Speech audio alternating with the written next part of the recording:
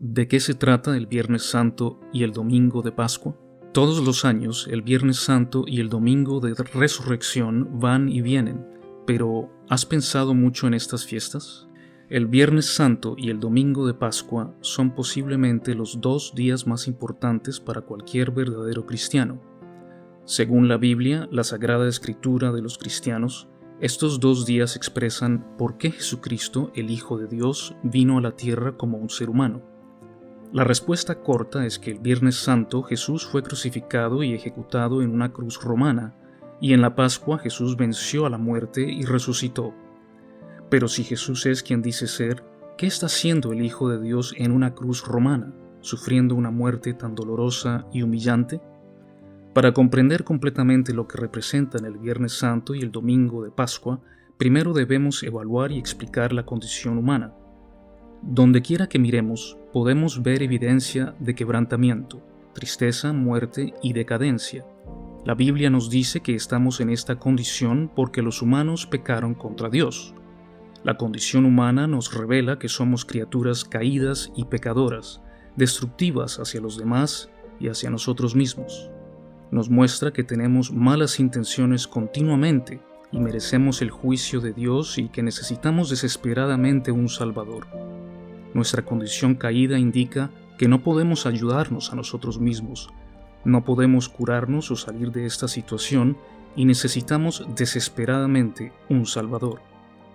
En el Antiguo Testamento, la primera parte de la Biblia, que terminó de ser escrita 100 años antes del nacimiento de Cristo, Dios prometió a la humanidad un Mesías, un Salvador que quitaría los pecados del mundo y restauraría nuestra relación con Dios.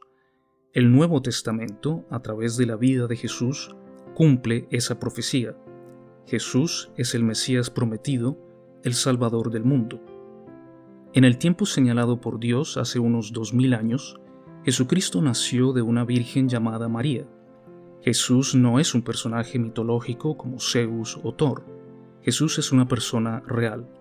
No hay duda alguna acerca de la historicidad de Jesús, incluso entre los no cristianos en los círculos académicos. En términos de literatura histórica, hay más relatos documentados de Jesús que de Alejandro Magno. No debe haber ninguna duda de que Jesús existió.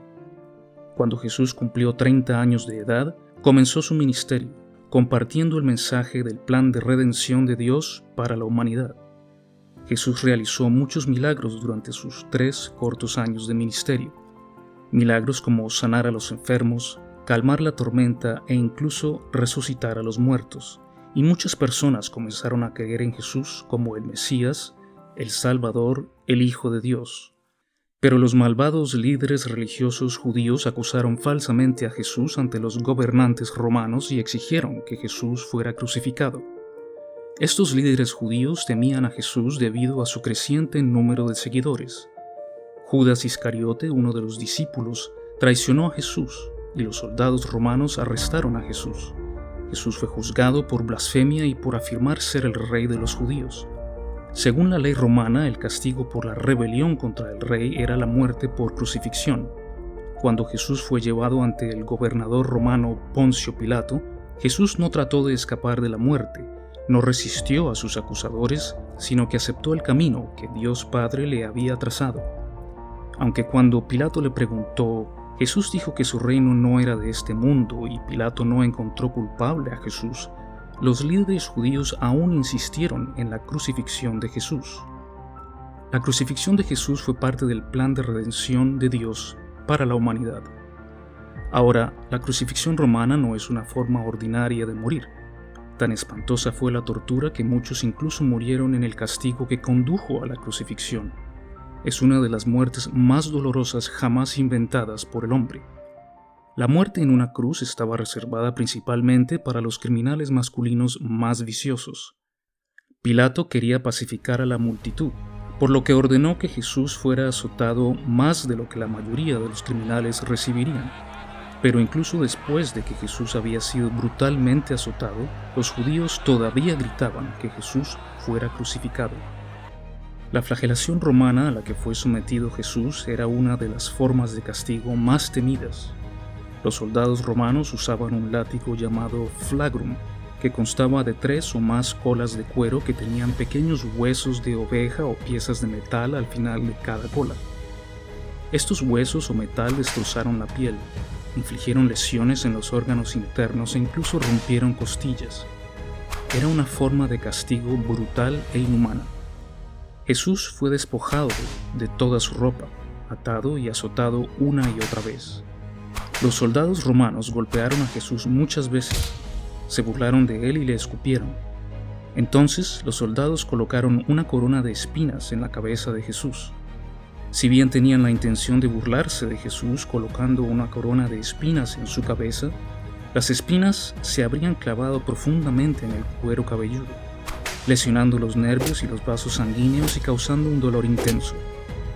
Incluso después de esta tortura excesiva, los líderes religiosos judíos todavía no estaban satisfechos y gritaron que crucificaran a Jesús. Pilato sabía que era inocente, pero cedió a la presión de la multitud que gritaba «Crucifícalo», y envió a Jesús a la cruz. Después de la flagelación, obligaron a Jesús a llevar la cruz al Calvario, una colina donde se crucificaba a los criminales.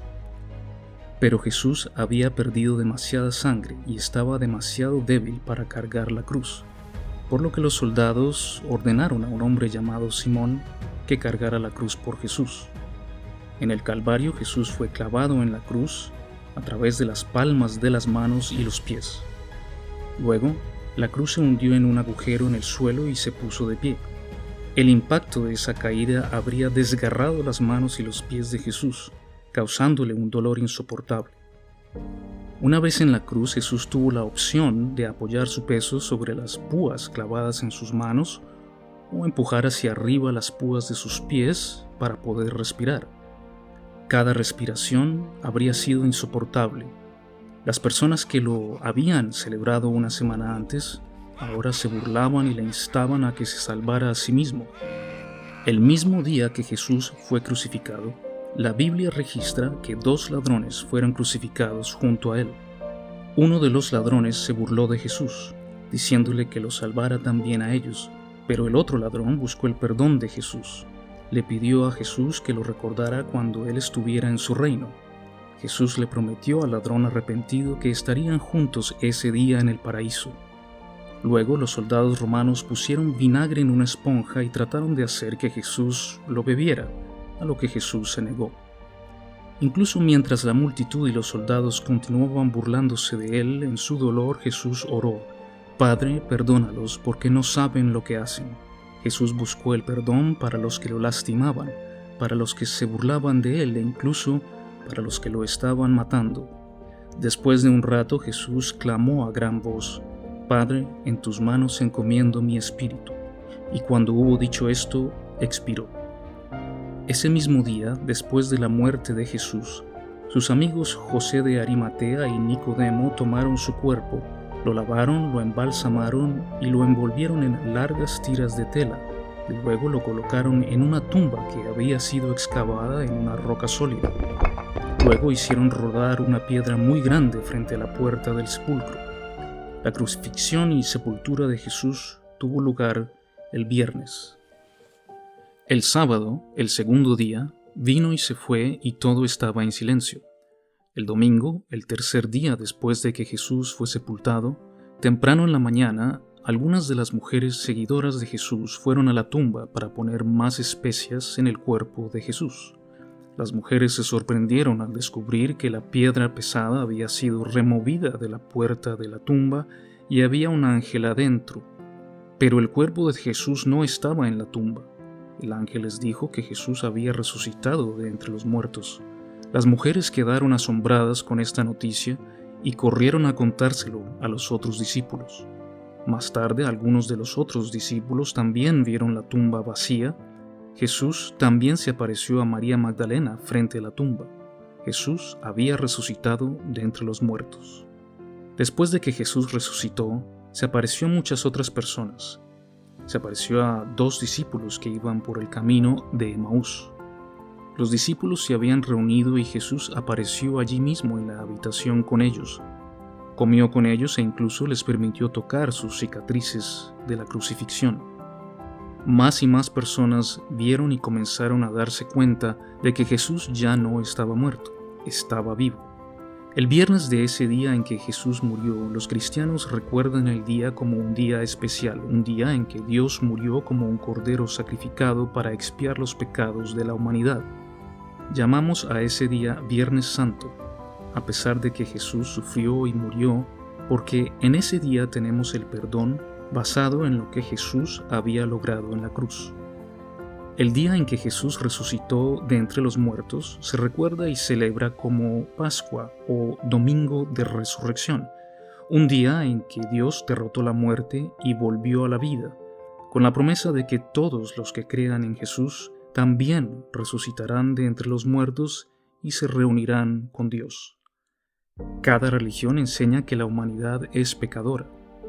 Todas las religiones atribuyen el sufrimiento, el dolor y la muerte al pecado, sea cual sea la forma que adopte el pecado, ya sea la avaricia, el estilo de vida malvado, los deseos egoístas o cualquier otro acto inmoral.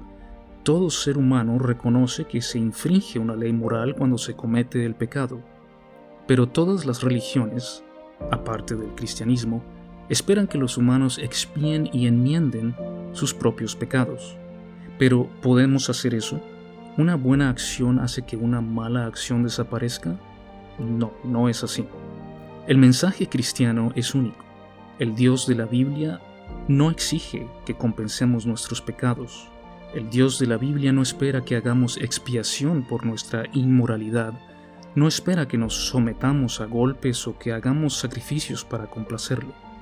El hecho es que no podemos, no hay nada que podamos hacer para corregir nuestros errores. Simplemente no podemos hacer nada para compensar nuestras iniquidades. Dios es infinitamente santo y nosotros los humanos, por otro lado, somos extremadamente pecadores y nuestros pecados han creado una brecha, un abismo, una separación de Dios que no podemos cerrar. ¿Cómo puedes estar seguro de que tus buenas obras son suficientes para ganarte la salvación? Alguien tiene que pagar el precio. La Biblia dice que Jesús, quien no cometió ningún pecado, tomó nuestros pecados y nuestro castigo, para que nosotros podamos tomar su justicia y ser justos con Dios.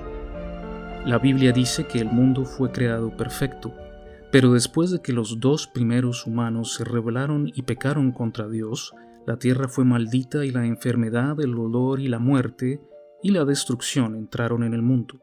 La muerte, la enfermedad y el dolor son todas consecuencias del pecado. Pero esto no es todo. También existe lo que la Biblia llama una segunda muerte, la condenación eterna en un lugar llamado infierno, que es peor que la muerte física.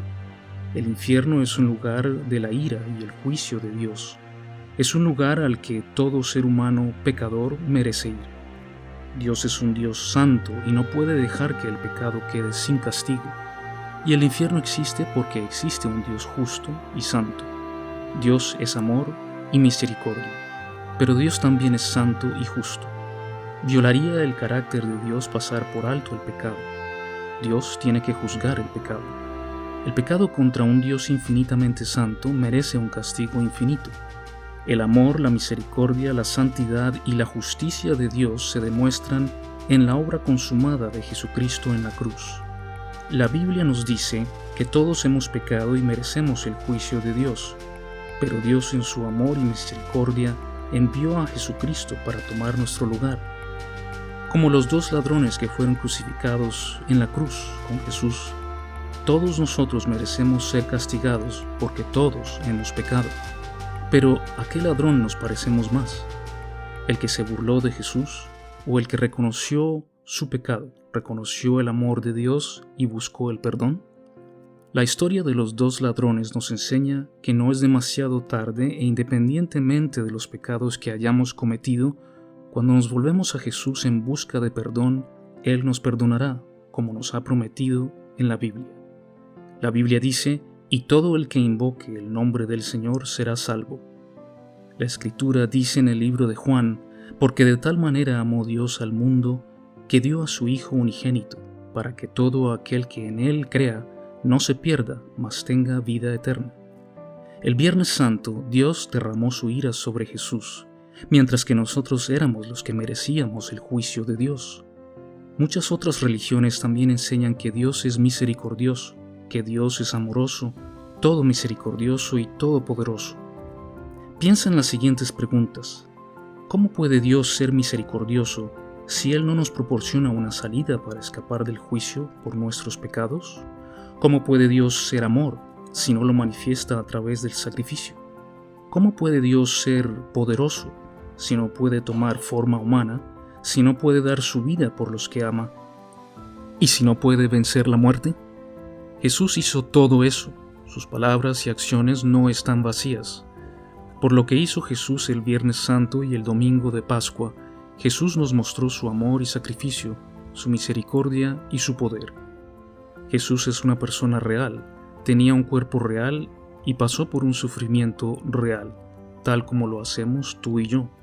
Y al dar su vida el Viernes Santo y resucitar de entre los muertos, mostró al mundo que Él es alguien que tiene poder sobre la vida y la muerte. Y al hacerlo, demostró que también es Dios. Ningún profeta, ningún sacerdote, ningún líder espiritual ha resucitado de entre los muertos. Así que Jesús está solo. Él prometió y también cumplió. Puedes preguntarte, ¿Dios realmente ama? ¿Por qué entonces estoy sufriendo? ¿Cómo sabes que Dios te ama? El Dios de la Biblia no es ajeno al sufrimiento. Él entiende nuestro dolor y nuestra tristeza porque ha soportado más de lo que jamás sufriremos nosotros. Pero más allá de eso, también ha provisto una salida para todos aquellos que creen en Él. El amor se puede demostrar de muchas maneras, pero no hay mejor manera de demostrarlo que morir en lugar de la persona que amas. Eso es lo que Jesucristo hizo por nosotros. Tomó nuestros pecados y murió en nuestro lugar. Si Jesucristo no resucitó de entre los muertos, entonces los cristianos de todas partes son dignos de lástima. Pero si Jesucristo sí resucitó, entonces los cristianos tienen algo asombroso que nadie más tiene.